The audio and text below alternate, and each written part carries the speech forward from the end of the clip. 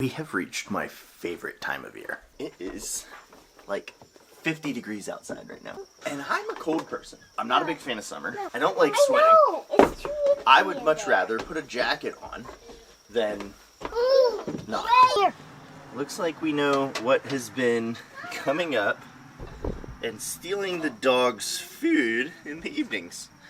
We've got raccoons.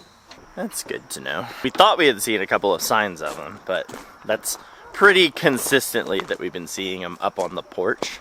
We thought it was little birds because they were always hanging around and would sometimes steal food during the day, but turns out it's a raccoon. You're gonna walk? I'm walking again. I'm trying to be healthier. Should we all walk? It's up to you. Hang on. We're putting it away. Haha, got him to walk too. I guess we're gonna go put everything in the gorilla cart now. I got the bear food. I got the egg basket. You're gonna carry it? Yeah, we're walking. Oh, keep it up, keep it up. What about the? I thought we did the cart. Come on, let's go. We are really roughing it now. Hey, Bella, you wanna go feed the sheep real quick? Our chores are only gonna look like this for another month or so, and then it'll be really significantly easy because we'll move the chickens inside, chickens and Finn, and the cats.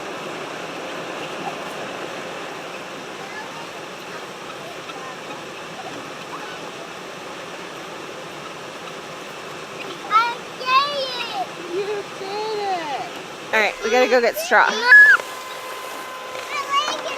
Getting my steps in, which is good. It's what I want. We need to be more active. The weather is beautiful now. We have a little bit of a handle on things, a little bit more than when we first moved in. And because when we first moved in, it was pretty cold every day. So we didn't do much. Once it got warmer, we had so much we needed to get done. It was just, how can we do this the quickest way possible? You brought one? This is the best day. Back to the chickens. And then he got me, and then he was petting me. He was petting you, but you weren't a dog. He scratched you because he was petting you. Yeah. Thanks, buddy. You're welcome.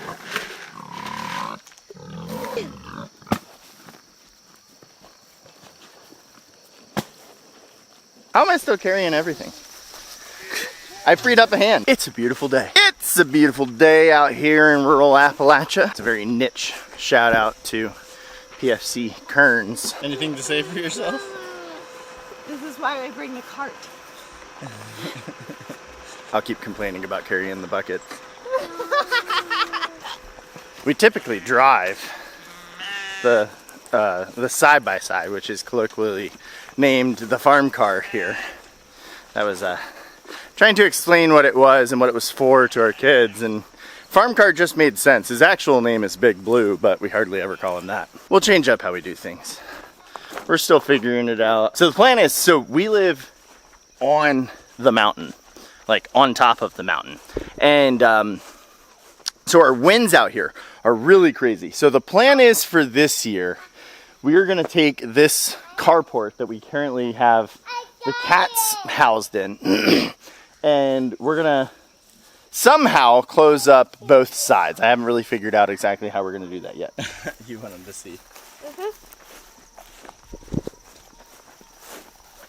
I'm not sure if I'm going to be able to carry water in this. I think you'll be able to.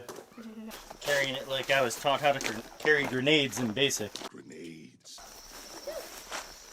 We're gonna put the chickens on deep bedding for the winter and have a couple of doors installed.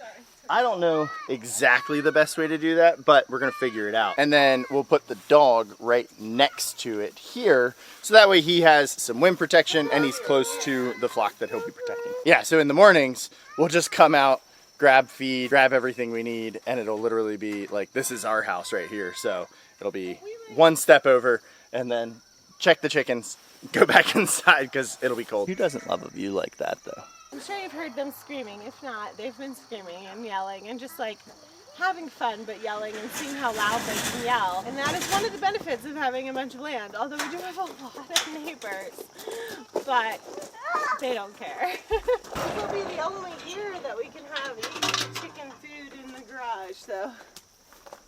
Why? Because next year we will have many more animals. Yeah, next year. Next year the chores will be a lot more. Yeah, next year the plan is to start doing breeding stock. So we will have the sheep, a ram, at least 2 pigs that we'll be keeping. And possibly piglets. Maybe cow. Yes, cow. Well, I don't know if we'll have breeding stock on cow yet though. Like we might not have a bull. We'll have a milk. We'll have a milk cow. That's the plan at least.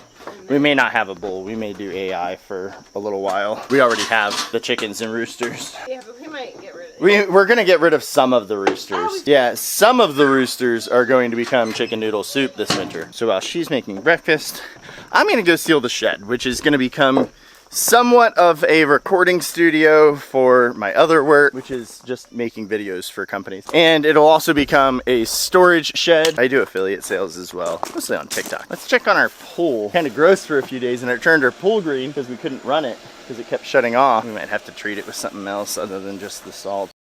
How are you guys organizing everything?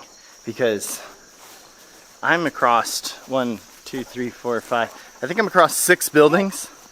And we put stuff down, and it just disappears into the ether. So I spend so much time trying to find, like I've spent 20 minutes literally looking for the stuff that I'm gonna use to seal this shed. This company sent me this stuff, and it's supposed to like patch holes and stuff like that. I have this little hole that was here in the shed from before we moved in. I don't know what the consistency of this stuff is, so.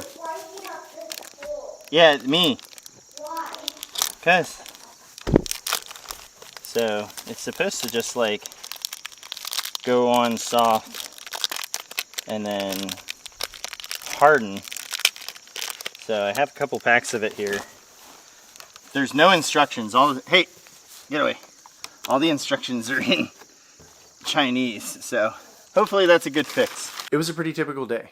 We didn't do much out of the ordinary. We didn't even get a whole lot done on the homestead, but we had stuff that was like personally really important. Like we had to get our vehicles inspected for Virginia, and we had to like run out to get the kids signed up at the library and stuff like that. Just kind of normal everyday people things that we don't really do that much, honestly. We spend a majority of our time on our property. We don't go into town all the time, maybe once or a couple times a week. We don't really go out and do stuff except to help the homestead. I was recently going through Genesis, and we found a passage that we felt really resonated with us and our homestead, but also it's like the first command that God gives to man. It's in Genesis 1:28. It says, "Be fruitful and multiply, fill the earth and subdue it, and have dominion over the fish of the sea and over the birds of the heavens and over every living thing that moves on the earth." And that really caught my eye, and I started digging deeper into it, specifically in the two, the be fruitful and multiply part we got. We understand that. And that's not just meant to like, hey, have a bunch of kids, but it's also to like multiply what's given to you, right? Take what's given to you, multiply it, and make it better. And that's also the subduing and the dominion over this. So we're taking the land and we're supposed to subdue it. Now, it's not meant in like a negative term, subdue. It means take control of, and then have dominion over really is to like another version of saying have control of this, right? Take care of it. We're called to be stewards of the land and what is given to us. So that's really where we kind of take this. I think that's a really good like one verse that we can really put our mind to and focus on when we're thinking of, well, how do we make this land better? How do we make our homestead better. We are here to subdue it and have dominion over it. Not only the plants, but also the animals that we bring onto here and that already exist on here. If you're following along on our journey, thank you. Leave us a comment. Tell us what you've liked so far. If you're just finding us, welcome. The intent of what we're planning to do and what we're going to document, hopefully the entire time, is taking our 85 acres that we have and turning it into a multi-generational permaculture homestead where we produce as close to 100% of our own food as we can and also have everything that we need available right here. Thanks for joining us again. This was day 4, so we'll see you guys tomorrow.